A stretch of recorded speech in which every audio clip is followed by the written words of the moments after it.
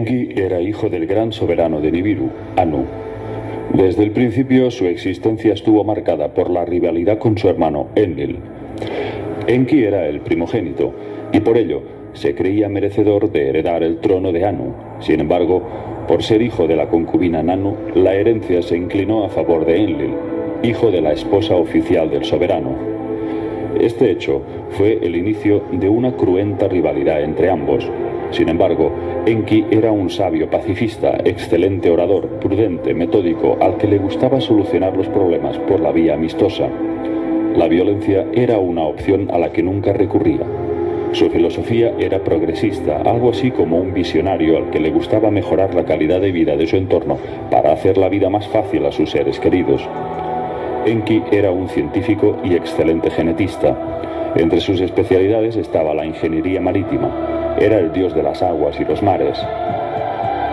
Pero cuando llegó a nuestro planeta hace 445.000 años, obtuvo el título del Señor de la Tierra. Enki fue enviado a la Tierra por su padre Anu para ponerle al frente de la llamada Misión Terrestre 1, para que construyera un puerto espacial y toda una infraestructura de ciudades para extraer oro y enviarlo hacia Nibiru.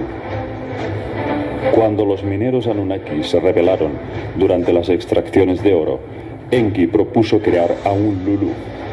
Lulu significa el mezclado, lo que hoy en día sería un híbrido. Pero en los primeros prototipos de homínidos nacieron hombres deformes, hombres con brazos más largos que piernas, con cráneos deformados y rasgos monstruosos. Experimentó mezclando animales con homínidos. Cuando por fin dieron con un prototipo saludable, estos carecían de capacidad mental para siquiera utilizar correctamente las herramientas. Fue un proceso complejo en el que Enki quería perfeccionar su creación. Poco a poco, Enki se encariñó con el hombre, viendo en él un gran potencial para convertirlo en una criatura sabia y decente. Pero los Anunnaki enlilitas trataban a los esclavos humanos como a bestias. Los azotaban, les pegaban y les hacían trabajar noche y día, aunque estuvieran enfermos, y no les daban alimentos ni cobijo. Muchos murieron a causa de la explotación. Enki no podía soportar ver aquellos malos tratos, porque lo que él buscaba era la liberación de sus criaturas, perfeccionarlas hasta un nivel en que verdaderamente fuesen amos de sus vidas, capaces de tener una vida rica y dichosa y en pleno desarrollo de todas sus facultades para alcanzar la felicidad por sí mismos. Enki deseaba hacerles libres y autosuficientes, pero el hombre estaba incompleto, vivía muy pocos años y además no eran capaces de procrear por sí mismos, y si no se reproducían, jamás podrían repoblar la tierra. El sueño de Enki era crear una humanidad justa y con autonomía. Pero esto estaba prohibido por las leyes Anunnaki, y ni Enlil ni Anu aprobarían jamás algo que considerarían una aberración, una violación de todas las leyes. Entonces, Enki siguió adelante en su empeño, y a tal punto llegó su obsesión para demostrarles al resto el enorme potencial de los homínidos, que perfeccionó su experimento y con la ayuda de Ninhursag creó a través de los óvulos extraídos al Homo erectus un nuevo Homo sapiens. Enki se encerró en una estancia llamada Shi-In-Ti, que significa la casa donde se insufla el viento de la vida. Enki extrajo de la sangre el Te-Ema, aquello que alberga y fija la memoria, lo que podría traducirse como genes. En los textos también se dice que extraía el Shiru, aquello que fija, lo que podría traducirse como esperma. Mientras creaban al nuevo espécimen, Ninhursag dijo: «¿Cuán bueno o malo es el cuerpo de un hombre? Según me dicte mi corazón, puedo hacer que su destino sea bueno o malo». Y por fin llegó el nuevo prototipo. Llamaron a ese nuevo ser Adapa. Un ser genéticamente mucho más avanzado, incluso más que el Homo sapiens actual. Adapa disponía de 12 hebras en su ADN, mientras que nosotros solo disponemos de 2. Era un ser mucho más inteligente que nosotros, mucho más alto y fuerte. Debido a que el trabajo de las diosas procreadoras suponía un riesgo para sus propias vidas después de engendrar tantos prototipos de esclavos primitivos, Enki decidió que la única solución era hacerlos fértiles para que se procrearan a sí mismos. Detrás del mito bíblico de Adán y Eva se esconde una alegoría mucho más profunda. Cuando Adán y Eva estaban en el Edén, Enki quiso liberarles de aquella esclavitud, pues vivían recluidos por Enlil en un paraíso artificial y tratados como cobayas de laboratorio. Enlil les prohíbe que coman de la manzana, porque despertarían al engaño y tomarían conciencia de su esclavitud. De este modo podrían rebelarse contra el programa holográfico. Enki era la serpiente que les tienta a comer la manzana, del fruto del árbol del conocimiento. Un día, Enki decide acercarse hacia Eva y le dice: «Los Elohim os han dicho que no comierais de todos los árboles del jardín, ¿verdad?» Sí, está prohibido, pero comer del árbol del conocimiento está castigado bajo pena de muerte. Entonces, Enki logra convencer a Eva de que tal amenaza no se cumplirá y consigue que ambos coman la manzana. A partir de ese instante, Adán y Eva ya no son estériles y pueden procrear. Además, toman conciencia de quiénes son y de su situación, de su virilidad y feminidad respectivamente. Adán y Eva cubren su bajo vientre con mandiles de hojas. Entonces, asustados, oyen los pasos de Yahvé, que pasea por el jardín llamando a Adán. Adán, ¿dónde estás? Estoy aquí, mi señor. Te oí llegar por el jardín y tuve miedo porque estoy desnudo y me escondí. ¿Quién te ha dicho que estás desnudo? ¿Has comido del árbol del cual te dije que no comieras? La mujer a la que pusiste conmigo, ella es la que me dio del árbol y comí. Entonces se dirigió a Eva y le preguntó: ¿Qué has hecho? La serpiente me sedujo y comí. Entonces Enlil se dirigió a Enki y mantuvo con él una acalorada discusión. ¿Qué significa todo esto? ¿Qué has hecho? Las fecundaciones artificiales están fracasando.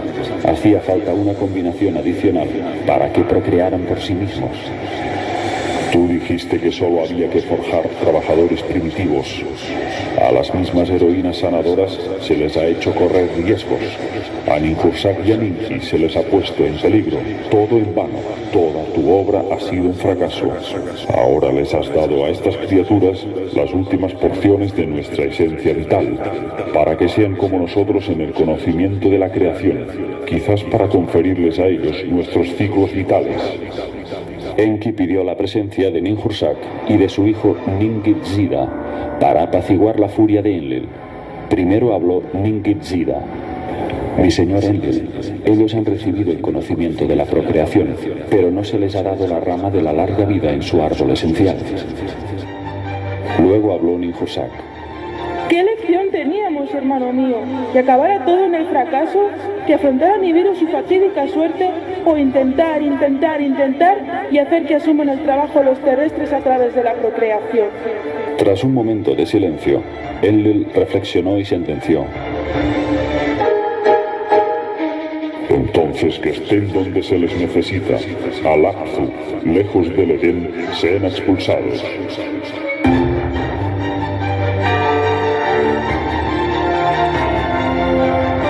Enki les llevó en un bosque vigilado, y ahí tuvieron 2 gemelos. En pocos años empezaron a procrear, y la raza humana proliferó con cada vez más derechos y privilegios. ¿Por qué Enki no les hizo comer del árbol de la vida con el que hubiesen logrado la inmortalidad? Pues porque Enki sabía que de nada les serviría aumentar su longevidad sin ser espiritualmente libres. Cuando Enlil descubrió que el hombre había accedido al conocimiento, lo desterró del Edén. El pecado original no fue otra cosa que el despertar humano a la verdadera manipulación a la que estaba siendo sometido. Enlil quiso vengarse por el atrevimiento de Enki y desplegó la primera campaña de desprestigio de la historia. A través de la religión hizo creer al hombre que Enki era el demonio. Satanizó su imagen llamando a Enki Lucifer.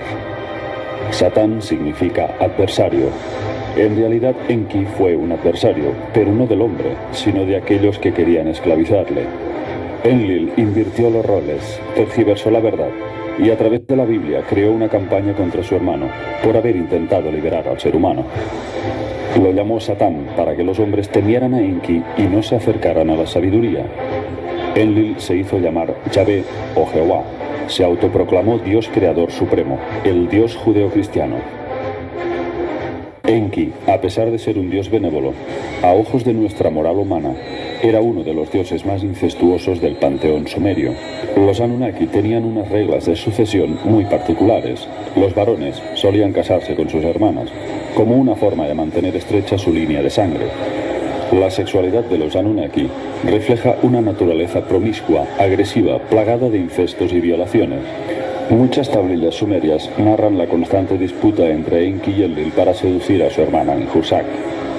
Anu quería que Ninhursag se casara con Enki, pero ella estaba enamorada de Enlil, al que veía como un valeroso comandante militar.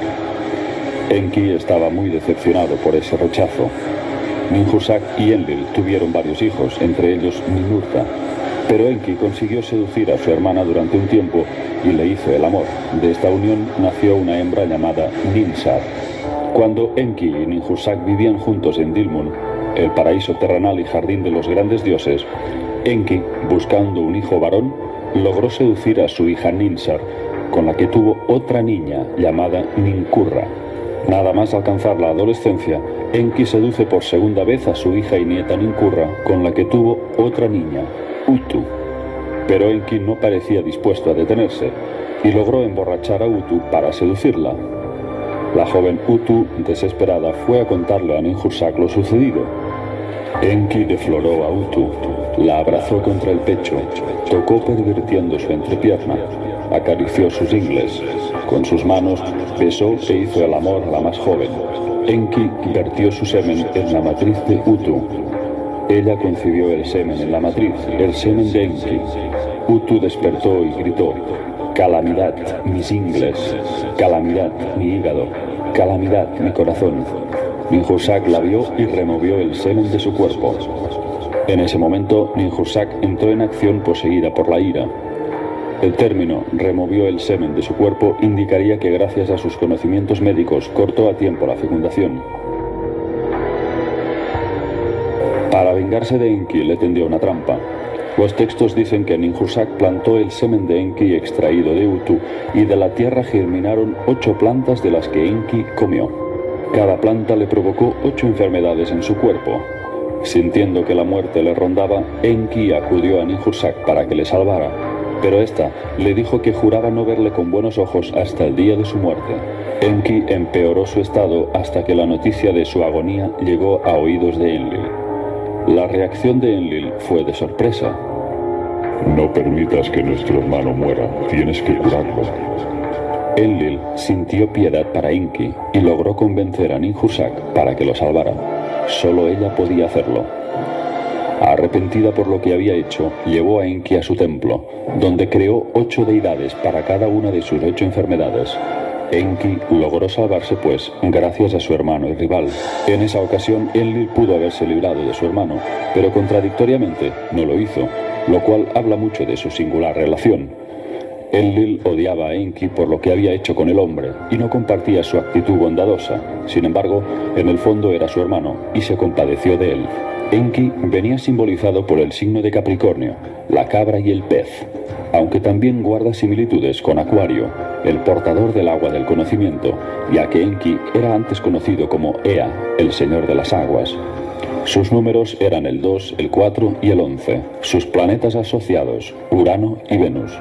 Sus colores, el azul, el rojo y el negro. Veamos ahora qué otros nombres adoptó a lo largo de la historia este dios benefactor. En Egipto fue el dios Ta. Por los Yezidi era conocido como el ángel caído Melek Taus. En la mitología griega era Prometeo, el titán que se puso del lado de los mortales y robó el fuego de los dioses para que el hombre lo utilizara. Posteriormente fue castigado por Zeus. En la India fue Vishnu, el dios de la preservación, la bondad y la sabiduría. Otros nombres asociados a Enki serían Adonai, Atón, Adom y Loki. Enki fue el dios que introdujo las artes, la música, el baile, las ciencias, la astrología. Zecharia Sitchin tradujo unos textos que recopiló en el llamado